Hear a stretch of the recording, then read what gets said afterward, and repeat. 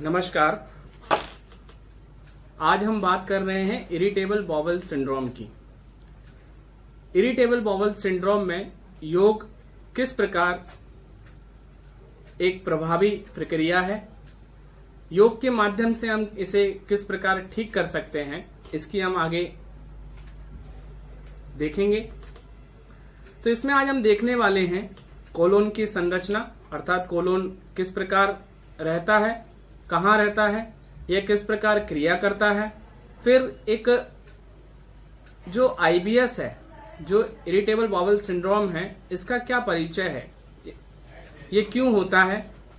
फिर आईबीएस में कोलोन किस प्रकार कार्य करता है, इसके कारण क्या है, इसके लक्षण क्या हैं, आईबीएस कितने प्रकार का होता है और इसके उपचार क्या हैं और इसके यौगिक उपचार क्या हैं, इसको हम आगे समझते हैं।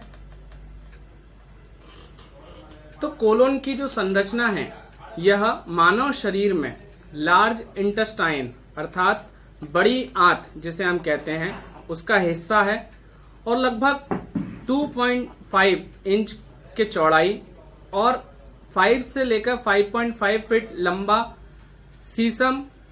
सीकम और रेक्टम के बीच स्थित है। इसे 4 खंडों में हम विभाजित करते हैं। पहला है असेंडिंग, दूसरा है ट्रांसवर्स जो ऊपर का हिस्सा मतलब जस्ट एब्डोमिनल के नीचे, फिर राइट साइड जो है वो डिसेंडिंग और उसके नीचे सिग्मोइड कॉलम।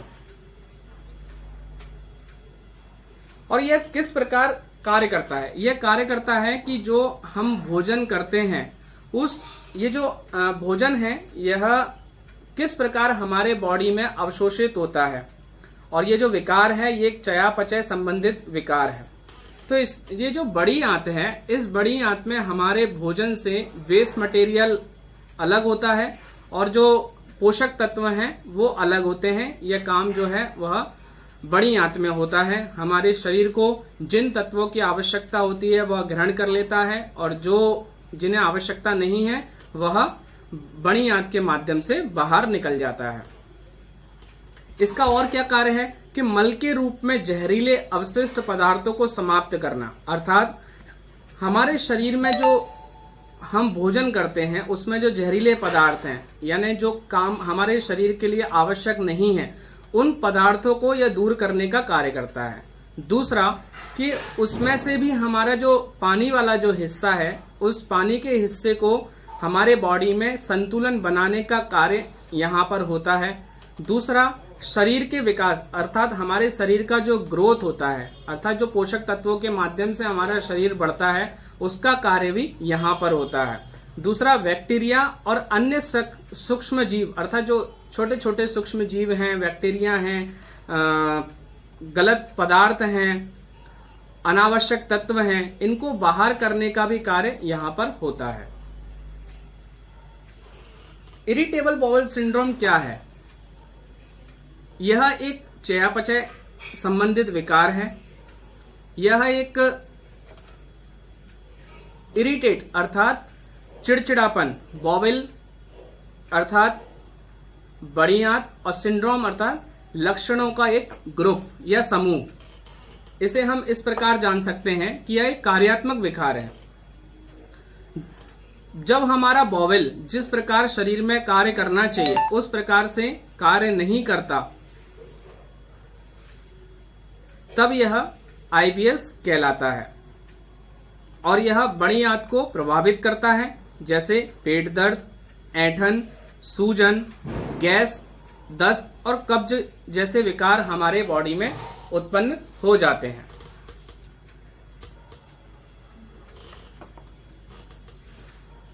आईबीएस में कोलोन का क्या कार्य होता है, अर्थात इरिटेबल बाउल सिंड्रोम में कोलोन जो है वो किस प्रकार का कार्य करता है। वैसे कोलोन का जो कार्य है वह हमारे मल को शरीर से बाहर करने के लिए बड़ी आंत जो है वो संकुचित होती है और मल को आगे धकेलने का कार्य करती है। किंतु आईबीएस में यह संकुचन की मात्रा कम हो जाती है, यानी अर्थात मूवमेंट कम होता है और यह मांसपेशियों, नसों और हार्मोनों के द्वारा नियंत्रित होता है। जब यह नियंत्रण बिगड़ जाता है तो मूवमेंट होना कम हो जाता है। जिस प्रकार जो मल है वह स्लोली और धीरे तरीके से जाता है या फिर बहुत जल्दी तरीके से चला जाता है। यह जो संकुचन है यह कोलोन के अंदर की जो चीजें हैं उनको मलाशय की ओर ले जाने का कार्य करता है। कोलोन का जो मार्ग है, इस मार्ग में पानी और पोषक तत्व शरीर में अवशोषित हो जाते हैं और जो बचता है वो मल के रूप में बाहर हो जाता है।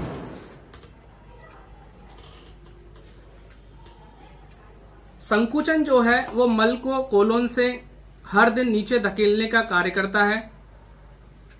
परिणाम स्वरूप मल त्याग होता है। अगर जो कोलोन है, कोलोन की मांसपेशियां सही तरीके से कॉन्ट्रैक्ट नहीं कर रही या संकुचित नहीं हो रही या कार्य नहीं कर रही, तो कोलोन जो है वो अपने अंदर की जो कार्य है वो सही ढंग से नहीं हो पाता है।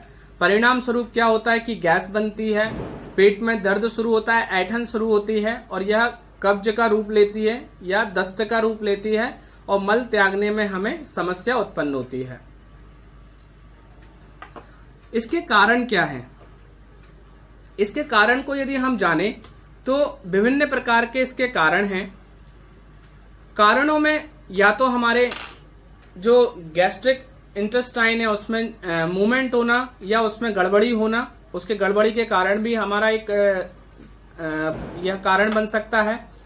या विशेष खाद्य पदार्थों के सेवन से हमें यह हो सकता है, या बहुत ज्यादा चॉकलेट, अल्कोहल, गोभी, डेयरी के उत्पाद, दूध, तले भुने मसालेदार पदार्थ या गेहूं, इसके कारण भी यह बढ़ सकता है। हमारा जो मस्तिष्क है, तंत्रिका तंत्र है, इनके बीच में, इनके संचार के बीच में यदि परिवर्तन होता है, बदलाव होता है, तो भी इसका एक कारण बन सकता है। कोलोन के अंदर संवेदी और मोटर विकार हो सकते हैं।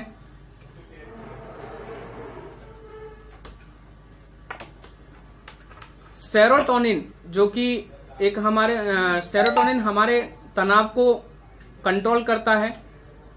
तनाव के कारण भी यह बीमारी हमें हो सकती है और अनुवांशिक भी यह हमें हो सकता है। अनुवांशिक अर्थात हमारे पूर्वजों को यदि है, हमारे परिवार में यदि किसी को रहा है तो भी यह विकार हमें हो सकता है। इसकी फिजियोलॉजी क्या है?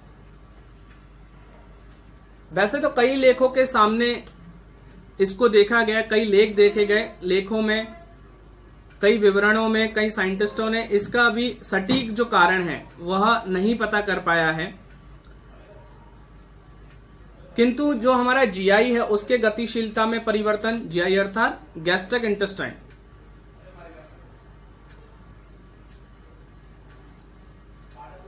इसमें अनियमितता आ जाती है।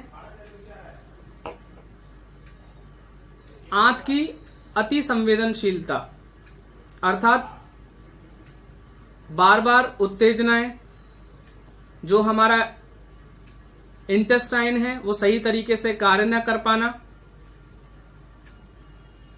सीएनएस अर्थात सेंट्रल नर्वस सिस्टम ठीक प्रकार से कार्य न कर पाना, उसके कारण भी यह हो सकता है।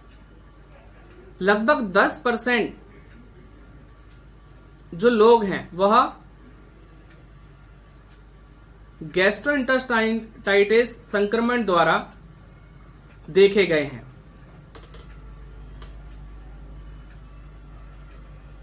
और फिर यह जेनेटिक भी हो सकता है। अब आईबीएस के जो अन्य कारण हैं, और क्या क्या कारण इसमें देखे गए हैं, जिन्हें पैनिक डिसऑर्डर्स या अन्य मनोवैज्ञानिक स्थितियां हैं, जैसे कि कुछ मानसिक तनाव, डिप्रेशन, अवसाद या बोरियत या मन ना लगना या चिड़चिड़ाहट, इस प्रकार की यदि मनोवैज्ञानिक डिसऑर्डर्स हैं या आपके बॉडी में कुछ पैनिक डिसऑर्डर्स हैं तो इस कारण भी यह हो सकता है। या क्रॉनिक फैटिक सिंड्रोम है, फाइब्रोमाइग्रेनिया है, इस प्रकार के लोग भी इस विकार से जूझ सकते हैं। इसके क्या लक्षण हैं? पेट में दर्द, व्याकुलता, यानी व्याकुलता अर्थात बार बार जो है हमें मल त्यागने की इच्छा होगी, परेशानी होगी, हमें पेट में दर्द होगा, सूजन होगी पेट पर, कब्ज जैसी स्थिति बनेगी, दस्त जैसी स्थिति बनेगी और इनकी अवधि में भी असामान्य स्थितियां उत्पन्न होंगी। और इतना होने के बाद भी मल त्यागने की अनुभूति जो है वो हमें बार बार होगी और मल में बलगम भी हमें दिखाई दे सकता है। यह कितने प्रकार का होता है? तो इसे हम 3 प्रकार से जानते हैं। पहला है, इसे सामान्य लोग IBS-C के नाम से इसे हम कहते हैं। जब व्यक्ति के अंदर जो लार्ज इंटेस्टाइन है, वो जो हमारा भोजन अवशोषित करता है, उसमें वाटर जो अवशोषण की क्षमता होती है वो जब कम हो जाती है तो यह कब्ज का रूप ले लेती है, जिसे हम IBS-C कहते हैं। इसमें हमारा ऐंठन और पेट दर्द आमतौर से शुरुआत होता है। दूसरा जो है IBS-D के नाम से हम जानते हैं। इसमें पानी की मात्रा जो है वो अधिक अवशोषित कर लेता है, अवशोषित नहीं कर पाता है, जिसके कारण डायरिया होने की संभावनाएं रहती है, मल के साथ ही वह निकल जाता है। और तीसरा जो है वो दोनों के बीच में रहता है, जिसे हम IBS-A कहते हैं, बारी बारी से कब्ज और दस्त होना। कभी दस्त होगा, कभी कब्ज होगा, या लगातार कभी कभी चेंज होता रहेगा। इसे हम डायग्नोसिस किस प्रकार कर सकते हैं? तो कुछ मापदंड हैं जिनके आधार पर डॉक्टर्स ये पता लगाते हैं कि यह IBS है या कुछ और विकार है। तो सबसे पहले तो यह देखा जाता है कि आपका जो पेट दर्द है यह और बेचैनी जो है ये कम से कम 12 सप्ताह तक चलना चाहिए, अर्थात 3 महीने तक। और हो भी सकता है कि यह आवृत्तियां जो हैं वो 3 दिन तक, फिर कुछ दिन तक ना चलें, फिर बाद में 3 दिन तक, ऐसे लगातार चेंज होते हुए होती रहेंगी। और मल की आवृत्ति जो है उसमें स्थिरता या परिवर्तन यह चेंज होता रहेगा। और हो भी सकता है कि जो हर सप्ताह ना हो या हर महीने ना हो, किंतु यह 3 दिन लगातार और हर महीने, यह 3 महीने तक देखा जाता है कि यदि यही समस्या बार बार आपको हो रही है तो फिर IBS के लक्षण देखे जाते हैं।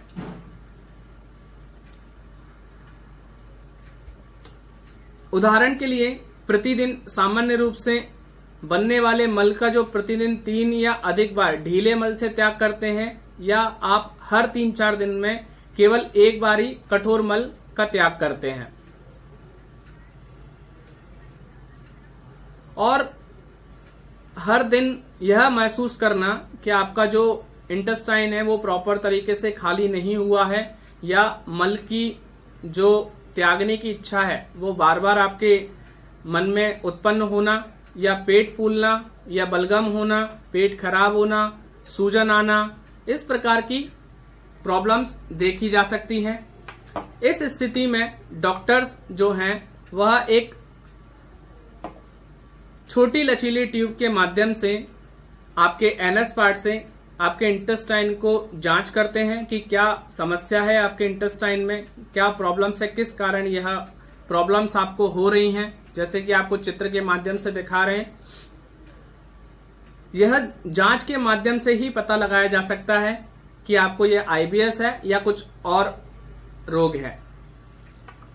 CT स्कैन के माध्यम से यह जांच की जाती है आपके पेट की, आपके पेट के चारों तरफ जो प्रॉब्लम्स हैं उसे देखा जाता है। आपके इंटेस्टाइन का एक्सरे किया जाता है, छोटी आंत बड़ी आंत दोनों को देखा जाता है। फिर यह पता लगा जा सकता है कि यह किस प्रकार और क्यों यह रोग हो रहा है। फिर तीसरा, कई लोगों में लैक्टोज इंटॉलरेंस की प्रॉब्लम्स होती है, जिसमें लैक्टोज जो है वो हमें पचता नहीं है, इसका जो एंजाइम है वो हमारे बॉडी में सही प्रकार से कार्य नहीं करता, इसका जो शुगर की क्षमता है उसको हमको पचाने में असमर्थता होती है। यदि इस प्रकार के प्रॉब्लम्स आपके साथ है तो डॉक्टर आपको दूध एवं दूध से बने हुए जितने भी पदार्थ हैं उनको सेवन करने से मना करते हैं। इस प्रकार का लैक्टोस लेने से आपको पेट दर्द हो सकता है, आपके गैस बन सकती है, आपको कब्ज और दस्त जैसी समस्याएं भी हो सकती हैं, आपको वॉमिटिंग हो सकती है। यह लैक्टोस इंटॉलरेंस टेस्ट भी डॉक्टर्स आपका देखते हैं। आगे हम इसमें यौगिक उपचार देखते हैं कि किस प्रकार यौगिक क्रियाओं के माध्यम से इस विकार को हम दूर कर सकते हैं, इससे हम बच सकते हैं और अपने चयापचय क्रिया को व्यवस्थित कर सकते हैं। तो एक रिसर्च हुई लॉस एंजल्स कैलिफोर्निया यूनिवर्सिटी में, यह 2014 की रिसर्च है और इसमें 51 प्रतिभागियों के ऊपर शोध किया गया। 51 प्रतिभागी जो इरिटेबल बाउल सिंड्रोम से जूझ रहे थे, जिन्हें इस प्रकार के विकार की परेशानी थी, उनके ऊपर एक शोध किया गया और कुछ आसनों के माध्यम से यह देखा गया कि कुछ ही हफ्तों के अंदर उनका जो इरिटेबल बाउल सिंड्रोम है इससे उन्हें लाभ मिला, इससे उन्हें फायदे मिले। और ये कुछ आसन हैं जो करने से इरिटेबल बाउल सिंड्रोम जो है वह दूर हो सकता है। दूसरा, क्लिनिकल गैस्ट्रोलॉजी एंड हेपेटोलॉजी 2016 में भी 273 प्रतिभागियों के ऊपर एक शोध किया गया और योग एक चिकित्सा के माध्यम से इसमें कुछ योगिक अभ्यास, आसन, प्राणायाम देखे गए, रखे गए और उन आसन और प्राणायाम के माध्यम से, कुछ क्रियाओं के माध्यम से इरिटेबल बाउल सिंड्रोम में सुधार देखा गया। तो ये आसन कौन कौन से हो सकते हैं, इनका एक लिस्ट बनाया, एक प्रोटोकॉल बनाया कि इनको कितने दिन तक करना है, कितने समय तक करना है और इससे कितने दिन में हम लाभ ले सकते हैं। तो सुप्त बद्ध कोणासन, सुप्त वीरासन, सुप्त पाद अंगुष्ठ आसन, सुप्त स्वास्तिक आसन, अर्धचंद्रासन, प्रसारित पदो उत्तान आसन, जानुसिरासन, अधोमुख स्वासन, सालम सर्वांगासन, शीर्षासन, सेतुबंद सर्वांगासन, विपरीत करणी, मयूरासन, हलासन, विपरीत दंडासन और पूर्वोत्तान आसन। ये कुछ प्रकार के आसन इन्होंने एक प्रोटोकॉल में रखे और इनका दैनिक प्रतिदिन कुछ चेंजेस के साथ, कुछ आसनों के बढ़ाने के साथ यह देखा गया कि यह इरिटेबल बाउल सिंड्रोम में बहुत ही लाभदायक और फायदेमंद है। कुछ प्राणायाम की बात की गई, जैसे नाड़ी शोधन, भ्रामरी। ये नाड़ी शोधन और भ्रामरी प्राणायाम जो हैं वो आपके तनाव को संतुलित करते हैं, कंट्रोल करते हैं और इससे आपको राहत मिलाते हैं। इसके कारण आपका तनाव कम होता है। तनाव कम होने से आपके इरिटेबल बाउल सिंड्रोम पे इसका बहुत ही अच्छा फायदा होता है। कुछ क्रियाएं इनको कराई गई, जैसे लघु संघ प्रक्षालन, जल नीति, कुंजल। इनके माध्यम से भी आपका जो चयापचय क्रिया है उसमें लाभ होता है, फायदा होता है और आपका लार्ज इंटेस्टाइन बहुत ही क्लीन और साफ होने के कारण यह बहुत अच्छे तरीके से कार्य करता है।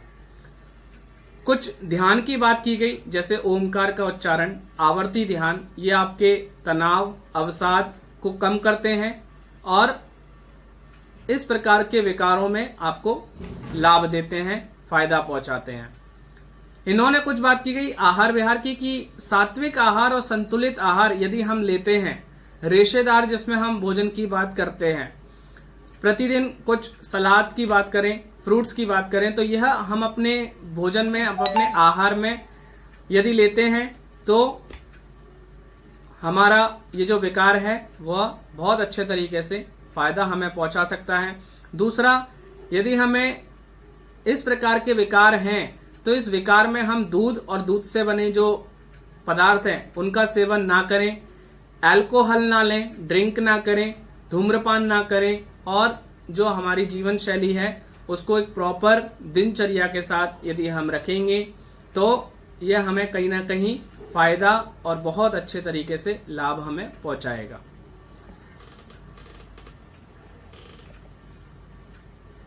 आईबीएस जो है वो हमारे एक गलत आहार विहार, गलत संगति या गलत जीवनचर्या, दिनचर्या के कारण होने वाला रोग है।